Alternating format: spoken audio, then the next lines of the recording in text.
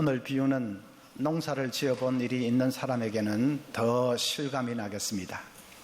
어떤 농부가 자기 밭에 좋은 미래 씨를 뿌렸습니다. 씨는 잘 자라서 농부가 물도 주고 거름도 주고 잘 가꾸니까 잘 자라서 드디어 결실할 때가 가까워졌습니다. 그런데 보니까 그 가운데 가라지도 많이 섞여 있는 게 아니겠습니까? 밀과 가라지는 모양이 비슷해서 자랄 때는 뭐가 밀이고 뭐가 가라지인지 잘 구별이 되지 않습니다. 결실이 가까워져야 알 수 있습니다. 밀에는 곡식이 주렁주렁 맺히지만은 가라지에는 아무것도 맺히지 않고 쭉정이밖에는 없기 때문입니다. 이 농부도 결실이 가까워져서야 자기 밭에 가라지가 많이 섞여 있다는 것을 알게 되었습니다. 원수가 밤에 몰래 가라지 씨를 뿌려버린 것이죠. 남의 밭에 가라지를 뿌린다는 것은 아주 못된 짓입니다. 왜냐하면 가라지가 자라면서 밀에게 돌아갈 양분을 다 빨아먹어버리기 때문에 수확에 아주 치명적인 손상을 입히기 때문입니다. 그래서 그 당시 로마법에는 남의 밭에 가라지를 뿌리는 자에게는 이런 벌을 주라 하는 그런 처벌 규정까지 있습니다.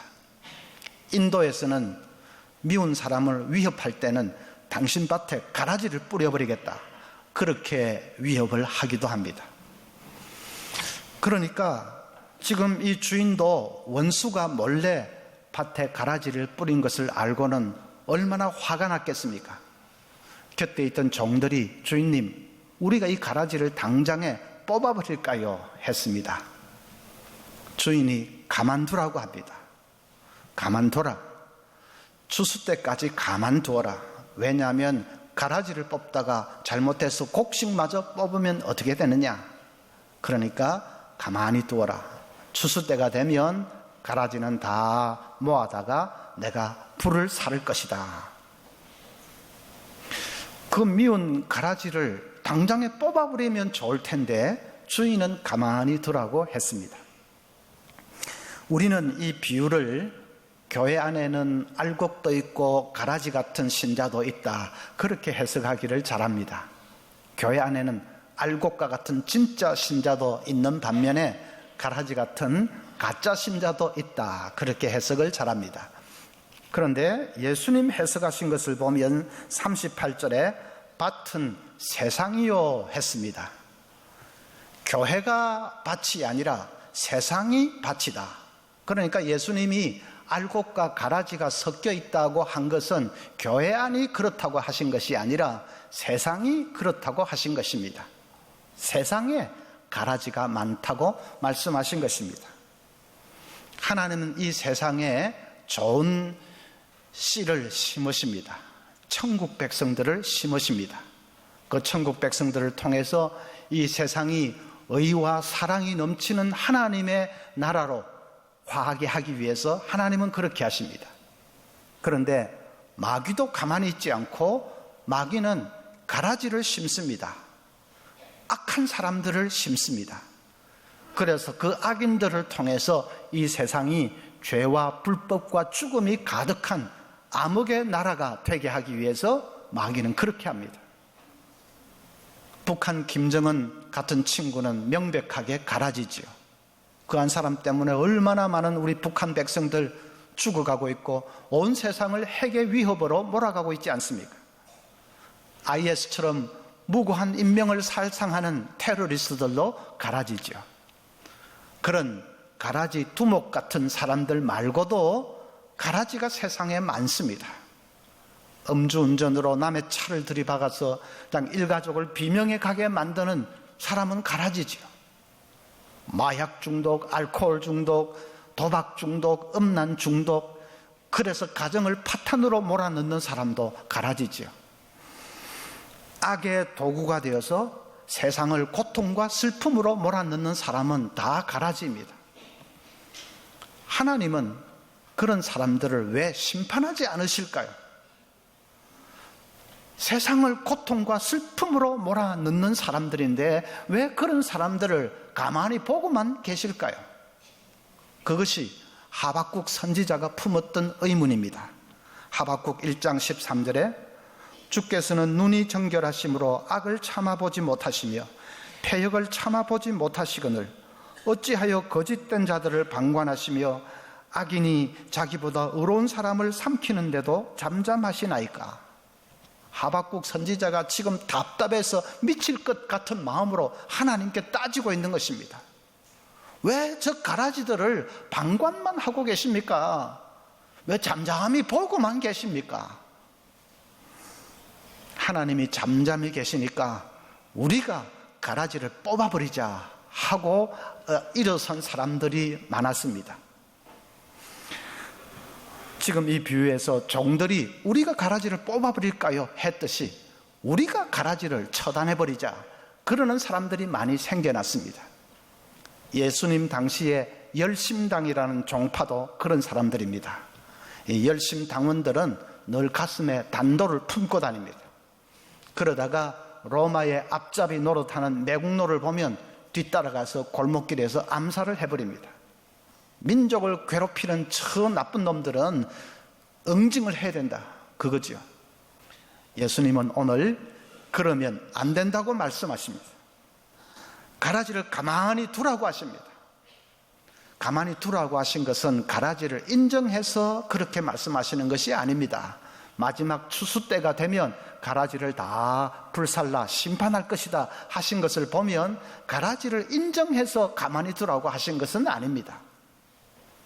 그러면 당장에 뽑아버리라고 해야 될 텐데 왜 가만히 두라고 하셨을까? 왜 그랬을까?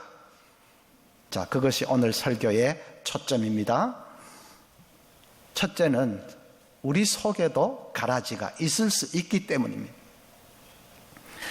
마태복음 5장 21절부터 보면 옛사람에게 말한 바 살인치 말라 누구든지 살인하면 심판을 받게 되리라 하였다는 것을 너희가 들었으나 나는 너희에게 이르노니 형제에게 노하는 자마다 심판을 받게 되고 형제를 대하여 라가라 하는 자는, 라가라 한다는 말은 욕설을 하는 자는 공회에 잡혀가게 되고 미련한 놈이라 하는 자는 지옥불에 들어가게 되리라.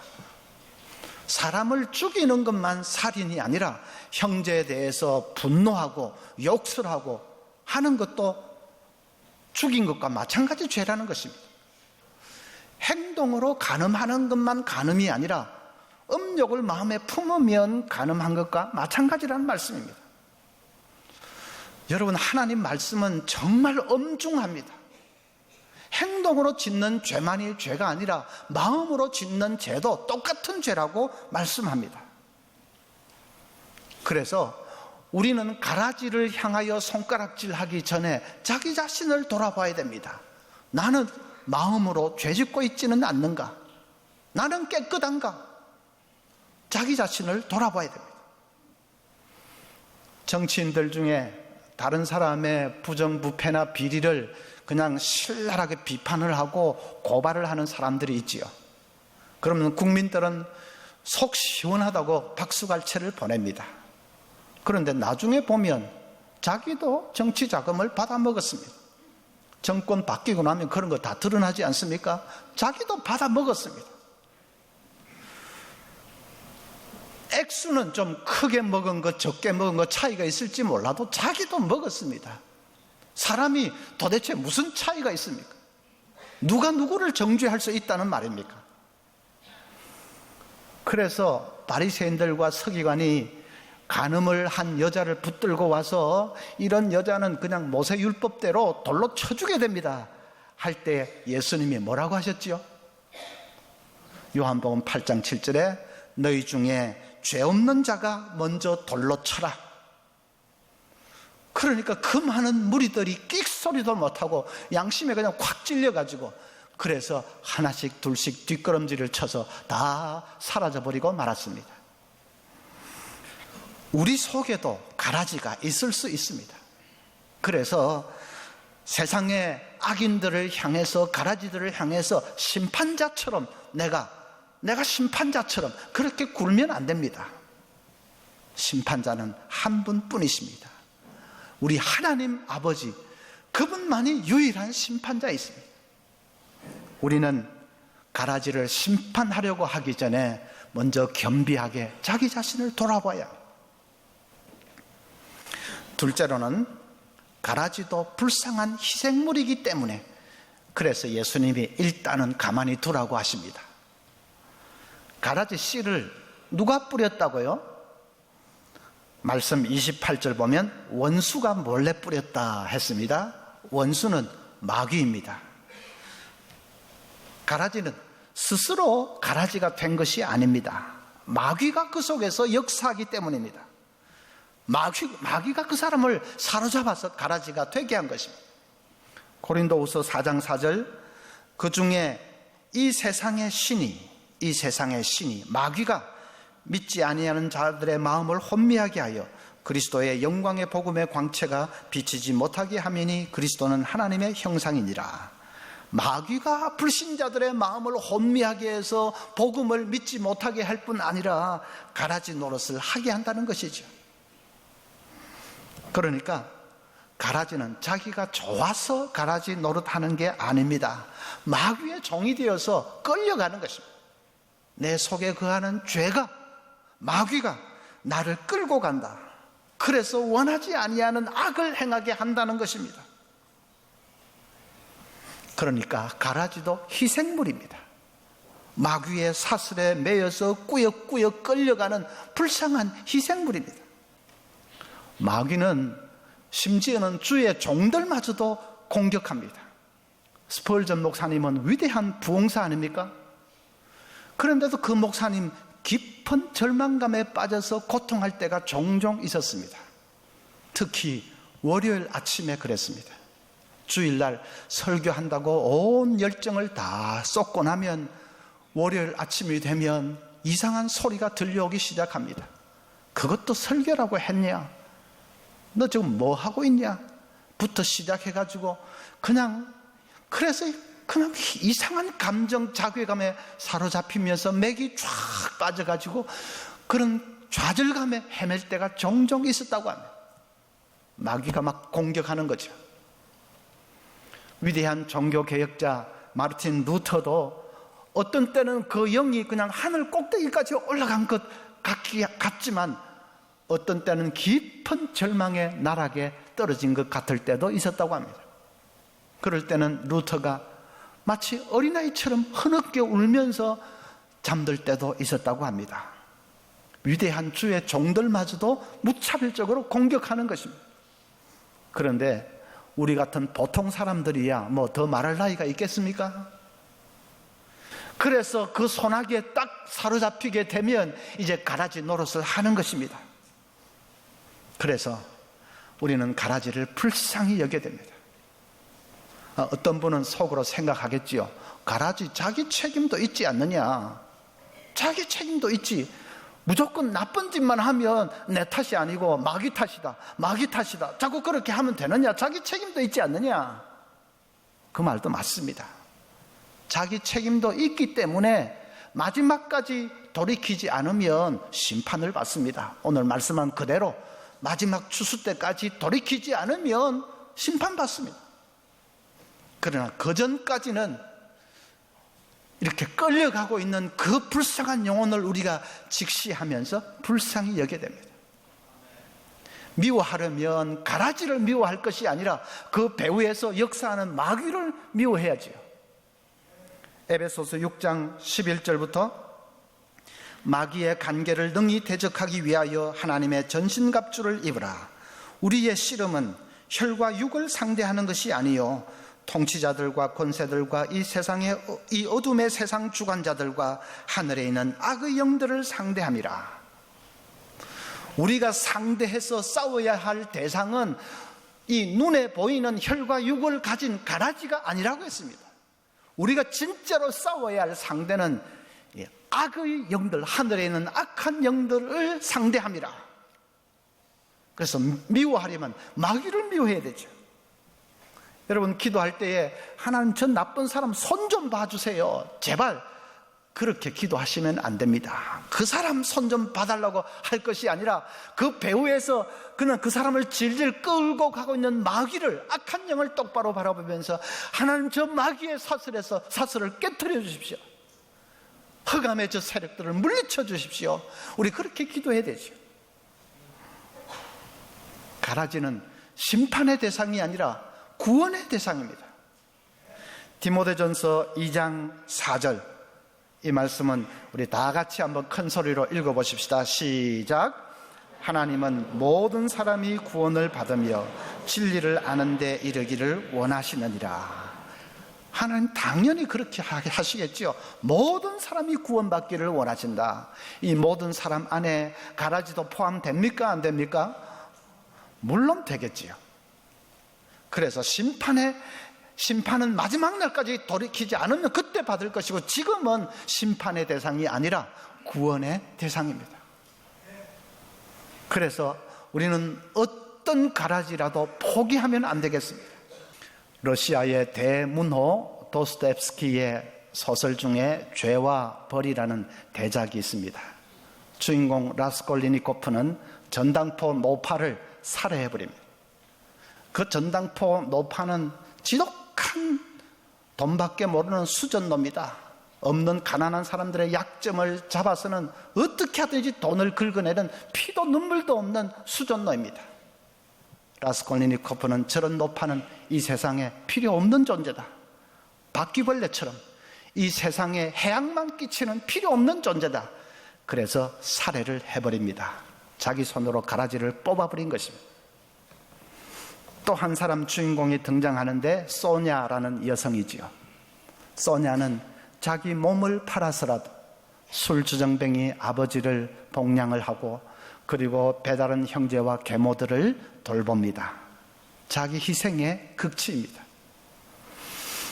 결국 이제 이 라스콜리니코프는 이 소냐의 지고지순한 사랑에 감동이 되어서 자수를 하고 벌을 받습니다. 저자가 말하고자 하는 것은 라스콜리니코프의 미움과 분노가 세상을 구원하는 것이 아니라 소냐의 사랑이 세상을 구원한다는 것입니다. 성경 말씀 그대로죠. 마태복음 5장 43절에 또 내 이웃을 사랑하고 내 원수를 미워하라 하였다는 것을 너희가 들었으나 나는 너희에게 이르노니 너희 원수를 사랑하며 너희를 핍박하는 자를 위하여 기도하라. 예수님 말씀입니다. 원수를 심판하는 것이 세상을 구원할 수 있는 것이 아니라 원수를 사랑하는 것이 세상을 구원하는 것이다. 가라지를 뽑고 처단해버리는 것이 세상을 변화시킬 수 있는 것이 아니라 가라지를 불쌍히 여기고 품고 용서하는 것이 세상을 변화시킬 수 있는 것이다. 여러분, 우리가 그것을 잊지 말아야 됩니다. 악으로서 갚으려고 하지 말고 악을 선으로서 갚고 선으로 이겨라. 그것을 우리가 명심해야 합니다. 셋째로, 왜 가라지를 뽑으면 안 되느냐? 가라지를 통해서 하나님의 뜻을 이루시기 때문입니다. 바울 사도는 핍박을 많이 받았습니다. 복음을 전하면서 죽음 일보 전까지 간 적이 한두 번이 아니었습니다. 그런데 그 극심한 핍박에 대해서 바울 사도가 뭐라고 말합니까? 고린도후서 1장 9절 보면 우리는 우리 자신이 사형 선고를 받은 줄 알았으니, 얼마나 핍박이 심했던지 사형 선고를 받은 줄 알았는데 이는 우리로 자기를 의지하지 말고 오직 죽은 자를 다시 살리시는 하나님만 의지하게 하심이라. 자, 그 핍박 때문에 어떻게 됐다고요? 하나님만 의지하는 사람이 되었다. 자기를 의지하지 않고 하나님만 의지하는 사람이 되었다. 핍박이 영적으로는 너무나 유익했다는 말입니다. 핍박 때문에 오직 하나님만 바라보게 되었다. 살든지 죽든지 이제 하나님께만 매달리는 사람이 되었다. 그래서 핍박이 축복이 되었다는 말입니다. 고통이 고통을 구원했다는 말입니다. 그래서 하나님이 어떤 때는 핍박도 그대로 두시고 가라지도 그대로 두시고 하는 것입니다. 가라지 때문에 우리가 기도를 아는 사람이 됩니다. 여러분, 그런 체험 종종 하실 줄 압니다. 가정에 가라지가 있을 수 있죠. 직장에도 가라지가 있을 수 있죠. 그런데 그 가라지 때문에 내가 엎드려서 기도하는 사람이 됐습니다. 그런 가라지 없이 편안했다면 아마 기도를 해도 건성으로 늘 하고 지나갔을 것인데, 가라지 때문에 내가 이제는 죽으나 사나 엎드리는 사람이 됐습니다. 가라지 때문에 내 힘으로는 할 수 없는 줄 알고 이제 하나님께만 매달리는 믿음의 사람이 되었습니다. 가라지 가운데 하나님의 뜻이 있을 수 있습니다.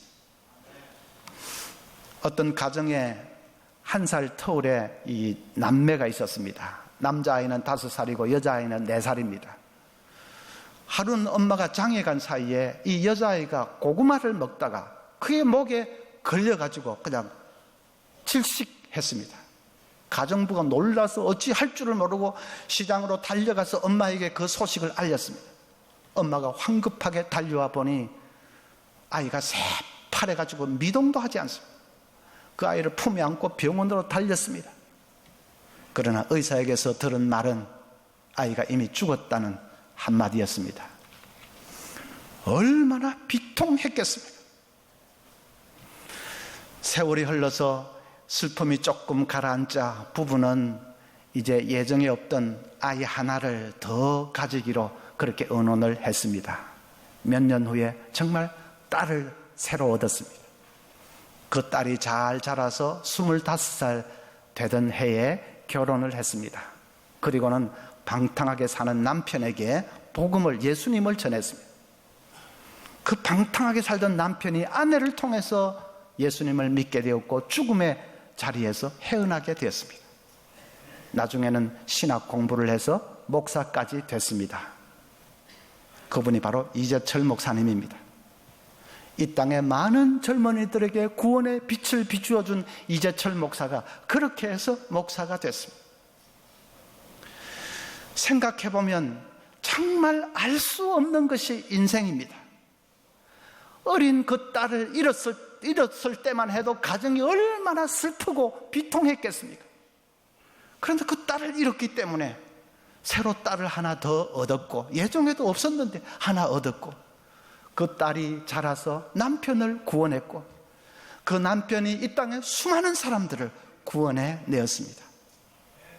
시련이 변해서 그래서 다 선을 이루었습니다. 고통을 구원했습니다. 여러분, 우리는 시련을 당하면 탓을 잘하지요. 탓에도 여러 단계가 있습니다. 처음 단계는 남 탓을 합니다. 당신 때문에 그랬다. 친구를 잘못 만나서 그랬다. 부모를 잘못 만나서 그랬다. 남 탓을 하지요. 그렇게 자꾸 남 탓만 하고 있으면 문제에서 영원히 헤어날 수 없습니다. 그 다음 단계는 자기 탓을 합니다. 내가 못나서 그렇다. 내가 요 모양 요 꼴이라서 그렇다. 자기 탓을 하지요. 그러면서 낙심하고 비관하고 하는 사람들 많습니다. 그 다음에는 하나님 탓을 합니다. 하나님이 나를 요 모양 요 꼴로 만들어서 그렇다. 하나님이 왜 우리 가정을 이렇게 내버려 두느냐. 하나님 왜 그러느냐. 하나님 탓을 하고 하나님 원망합니다. 심하면 믿음을 떠나기까지 합니다. 그러나 우리 천국 백성은 탓이 아니라 뜻입니다. 하나님의 뜻이 있다. 이 일 가운데도 분명히 하나님의 뜻이 있을 것이다. 탓이 아니라 뜻입니다. 자녀를 먼저 불러가셔도 하나님의 뜻이 있습니다. 실패를 당했어도 내가 알지 못하는 하나님의 뜻이 있습니다. 가라지가 있어도 뜻이 있습니다. 그 시련이 변해서 언젠가는 축복이 되도록, 영적으로는 너무나 유익하게 되도록 하나님 역사하실 것입니다. 고통이 고통을 구원하도록 하나님 역사하실 것입니다. 그래서 여러분, 천국 백성들은 탓하는 사람이 아니고 뜻을 붙들어야 됩니다. 탓이 변해서 뜻이 될 때에 그 사람이 이제 좀 제대로 신앙이 들어간 사람이죠. 여러분, 가라지 때문에 낙심하지 마십시오. 가정에도 가라지 있을 수 있고, 직장에도, 내 주위에도, 심지어 교회 안에도 나에게 가라지 같은 사람 있을 수 있지만 낙심하지 마십시오. 내가 뽑아버리겠다고 섣불리 나서지도 마십시오. 그 가라지가 나에게 복이 될 수도 있다는 것을 잊지 마십시오. 가라지도 불쌍히 여기고 품을 수 있어야 됩니다. 미움이 세상을 변화시킬 수 있는 것이 아니라 사랑이 세상을 변화시킨다는 것을 잊지 마시기를 바랍니다. 그래서 이 악한 세상이지만, 가라지도 많은 세상이지만, 이 악한 세상 가운데서 믿음으로 선으로 이기는 예수님의 제자들이 다 될 수 있기를 바랍니다.